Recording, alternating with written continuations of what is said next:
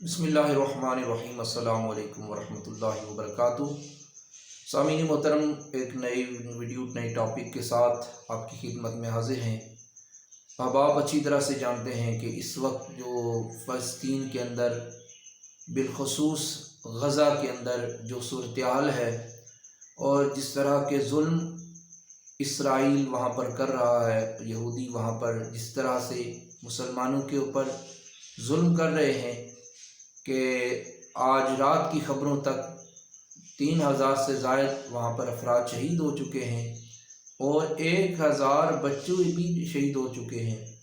تو سامعین محترم، مسجد اقصیٰ کے حوالے سے بالخصوص یہ آپ کے سامنے میں ویڈیو لا رہا ہوں کہ ایک روایت میں نے آپ کے سامنے پیش کی تھی کہ نبی پاک صلی اللہ علیہ وسلم سے حضرت ابو ذر جندب رضی اللہ تعالیٰ عنہ نے سوال کیا کہ دنیا میں اللہ کا پہلا گھر کون سا ہے؟ تو نبی اکرم صلی اللہ علیہ وسلم نے فرمایا کہ اللہ کا پہلا گھر مسجد حرام ہے۔ پھر آپ نے فرمایا کہ دوسرا گھر کون سا ہے؟ فرمایا دوسرا گھر مسجد اقصیٰ ہے۔ پھر سوال کیا کہ اللہ کے محبوب ان دونوں کے درمیان کتنا وقت ہے؟ کہا 40 سال کے بعد مسجد اقصیٰ کو تعمیر کیا گیا۔ تو یہ قدیم ترین مسجد ہے، اللہ کا گھر ہے زمین کے اوپر۔ اور سامعین محترم، یہ بات جو ہے وہ قرآن پاک سے بھی پتہ چلتی ہے کہ مسجد اقصیٰ جو ہے وہ بڑی اہمیت والی ہے۔ ایک غلط فہمی جو لوگوں میں پائی جاتی ہے، میں سن رہا تھا کہ یوٹیوبر ہیں بڑے مشہور مرزا صاحب، وہ یہ کہہ رہے تھے کہ پہلا گھر جو ہے قبلہ اولیٰ جو ہے وہ مسجد حرام ہی ہے۔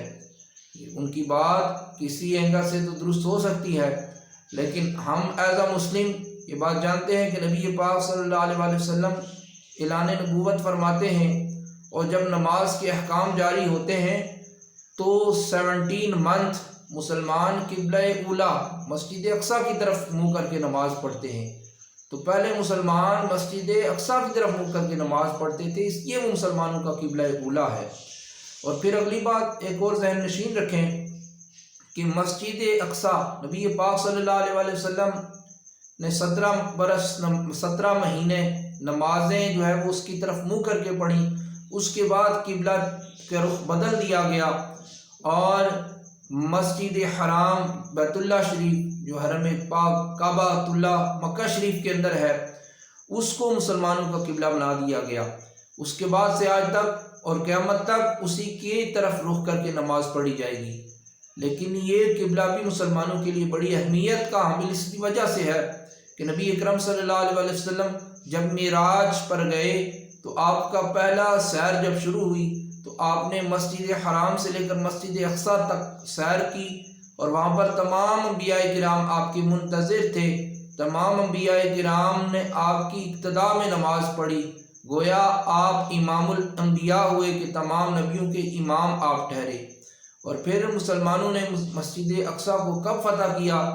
پہلی دفعہ حضرت سیدنا عمر فاروق رضی اللہ تعالیٰ عنہ خلیفہ ثانی آپ کے دور میں جب عمر بن العاص رضی اللہ تعالیٰ عنہ آپ اس مقصد کے لیے عظیم مقصد کے لیے سپہ سالار بن کر جرنیل بن کر اس علاقے میں فتوحات کر رہے ہیں، تو آپ نے جب قبلہ اولیٰ کا مسجد اقصیٰ کا محاصرہ کر لیا تو وہ شخص جو وہاں کا بڑا سربراہ جو تھا ان کا بڑا یہودی، وہ کہنے لگا کہ میں نے دیکھا ہوا ہے کہ یہ جو مسجد اقصیٰ ہے یہ جس شخص نے فتح کرنی ہے میں اس کی علامات جانتا ہوں، لہذا تم وہ شخص نہیں ہو، میں اس شخص کو جانتا ہوں۔